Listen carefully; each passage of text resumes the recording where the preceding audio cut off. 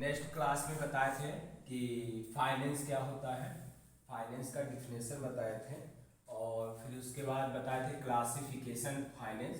थोड़ा सा आपसे चर्चा किए थे कि मतलब क्यों नीड्स होता है, एग्रीकल्चर फाइनेंस जो है क्यों नीड्स होता है।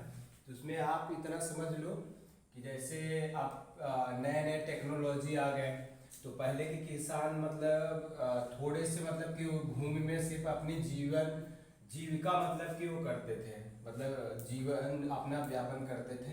लेकिन अब क्या है, अब कृषि को, ठीक है, कृषि को अब क्या करने लगे हैं कि जैसे व्यवसाय रूप में कार्य करने लगे हैं। अब व्यवसाय रूप में कृषि का प्रयोग करते हैं कि हम जितना जैसे अपना जो हमारे उत्पादन जो हो उसके हमारे खाने के लिए भी हो जाए।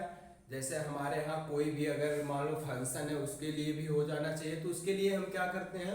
तो आपको इसमें ये चीज बता रहा है कि एग्रीकल्चर फाइनेंस की नीड्स क्या है, तो थोड़ा सा इसमें समझने की सिर्फ वो है कि नीड्स इसलिए आवश्यकता है, एग्रीकल्चर फाइनेंस की इसलिए आवश्यकता है क्योंकि हम नए नए टेक्नोलॉजी का यूज कर रहे हैं। ठीक है, तो अब अगला आपका जो है कि आप बताएंगे सिद्धांत क्या है, प्रिंसिपल्स ऑफ क्रेडिट मैनेजमेंट,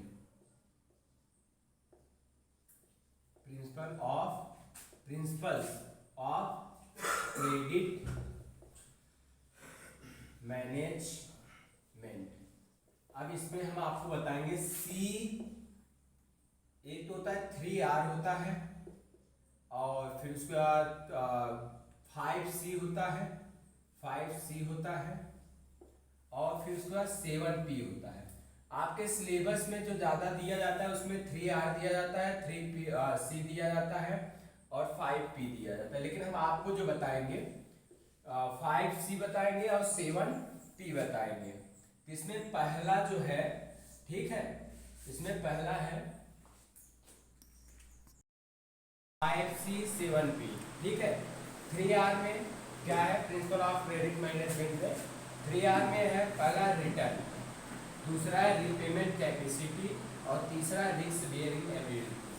और उसी तरीके से 5 मतलब कि C में है, ठीक है, character capacity capital condition common sense. उसी तरीके से 7P में, ठीक है। तो ये जब कोई संस्था, जैसे मान लो कोई संस्था है, तो जब आपको ऋण देती है तो आपको ऋण लेने से पहले, ठीक है, और या तो संस्था का मतलब कि वहां पे देखती है, जैसे ऋण देती है तो आपके ये जो है, क्या आपके ये रूल्स जो है, जो सिद्धांत है, क्या मिलता जुलता है, ठीक है। तो ये चीजों का विशेष करके ध्यान देते हैं। तो रिटर्न में जैसे मान लो कि संस्था कोई ऋण देती है तब भी आपका देखा जाता है, आप ऋण ले रहे हो तब भी ये चीजें मतलब कि आपको इसका जो है इस नियम का या इस सिद्धांत का पालन करना चाहिए। तो 3R में है क्या है, रिटर्न। रिटर्न का मतलब कि जो आप वापसी करते हो, जैसे मान लो आप फाइनेंस दे उसको वापसी करते हो, तो रिटर्न में आप किस तरीके से वापसी करते हो, समय के साथ मतलब उसका पैसा कितना मतलब कि रिटर्न कर रहे हो, ठीक है। जब आप मतलब कि किस तरीके से रिटर्न कर रहे हो, अगर मान लो किसी प्रकार की आपके सामने प्रॉब्लम है तो आप रिटर्न कर पाओगे कि नहीं पैसा। मान लो जैसे आप कोई बिजनेस कर रहे हो, आपका उस बिजनेस में क्या हुआ कि लॉस हो गया, ठीक है, तो वहां पे आपको इस चीज का मतलब कि ध्यान देना है कि आप मतलब रिटर्न कर पाओगे किस तरीके से। उसी तरीके से रीपेमेंट कैपेसिटी, आपका भुगतान करने की क्षमता कितनी है, ठीक है, रीपेमेंट आप किस तरीके से कर रहे हो, इंस्टॉलमेंट में कर रहे हो, मतलब कि ये चीजों का मतलब कि यहाँ पे ध्यान, रिस्क बियरिंग एबिलिटी। आप मतलब कि जैसे मान लो किसी प्रकार की प्रॉब्लम आ गई, आपको पहले ही बता दिए, तो आप वहाँ पे मतलब कि रिस्क ले सकते हो कि आपके पास रिस्क लेने की, जैसे पैसा ले लिए, उधारी ले लिए वहाँ पे, तो आपको रिस्क लेने की क्षमता होनी चाहिए। उसी तरीके से करेक्टर, आपका चरित्र देखा जाता है कि आप ईमानदार व्यक्ति हो किस तरीके से, कि आप मतलब कि इसके पहले मतलब कि जैसे आप ऋण लिए हो, इसके पहले ऋण लिए हो तो उससे आपको जैसे मान लो कि कहीं आप फाइनेंस कराने जाते हैं किसी चीज़ का, जैसे मोबाइल का या गाड़ी का मतलब वो कराने जाते हो, तो वहाँ पे देखा जाता है कि आप वहाँ पे मतलब कि यही देखा जाता है कि आप टाइम पे दिए हो कि कैपेसिटी कैपेसिटी कितना है भाई, आप क्या कर रहे हो कि ऋण ले रहे हो, ठीक है। आपका क्या मान लो कि जैसे आपका बिजनेस है कोई, मतलब कि आपको जो इनकम मिलती है बिजनेस में, ठीक है, इनकम बोलते हैं बिजनेस में, तो क्या होता है कि आपका जैसे मान लो कि कितनी क्षमता है, आप जैसे मान लो कि ले लिए ऋण और फिर उसके बाद आपको जैसे मान लो कि आपके पूरे बिजनेस में हर महीने में या हर दिन में, ठीक है, आपको लगभग 1 लाख रुपए बच रहा है। कितना? 1 लाख रुपए। अब आप ले लिए इतना ऋण कि आप मतलब कि इसको पेमेंट ही नहीं कर पा रहे हो, तो ये भी आपका देखा जाता है। फिर कैपिटल, आपकी पूंजी देखी जाती है, ठीक है, और फिर कंडीशन कि क्या कंडीशन है, कॉमन आपकी व्यवहारिक बुद्धि देखी जाती है, ठीक है।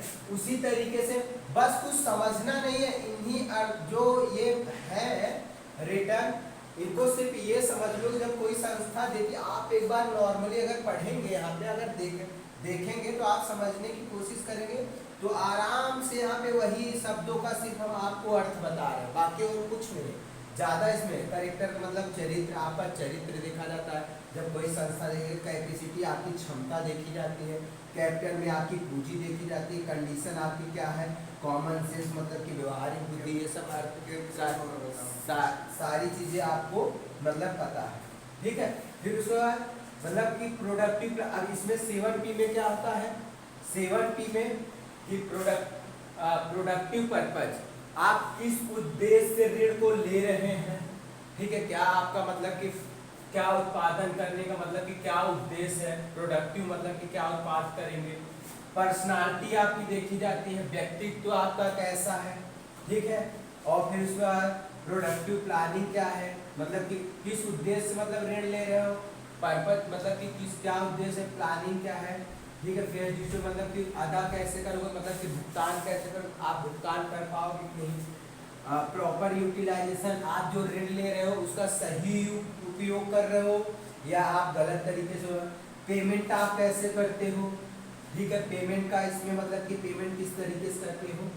और फिर प्रोटेक्शन सिक्योरिटी, जैसे मान लो आपको कोई संस्था ऋण देती है तो कभी कभी क्या होता है कि आपको मतलब कि जैसे लैंड हो गया, कोई चीज आपको गिरवी रखना पड़ता है, तो यहाँ पे ये चीज का मतलब कि जो प्रोटेक्शन में आता है, यहाँ पे आपको ये कोई चीज मान लो ऋण लिए, आप वहाँ पे प्रोडक्शन के लिए, सुरक्षा के लिए आप कोई चीज मतलब कि गिरवी रख सकते हो क्या, ठीक है।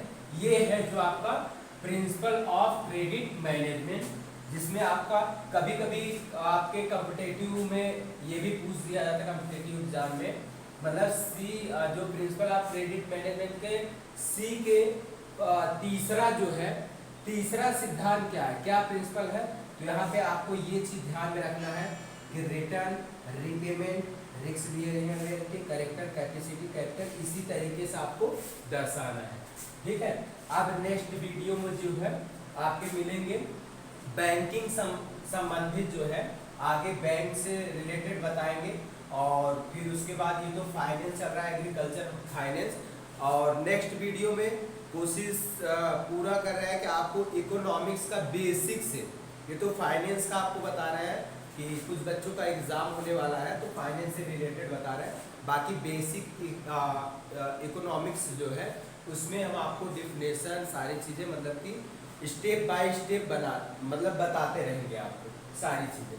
अब इसमें कोई चीज़ अगर नहीं समझ में आया है आप, तो आप मतलब नेक्स्ट वीडियो में कमेंट करके आप वहाँ पे पूछ सकते हो कि इसका क्या मतलब है, ठीक है।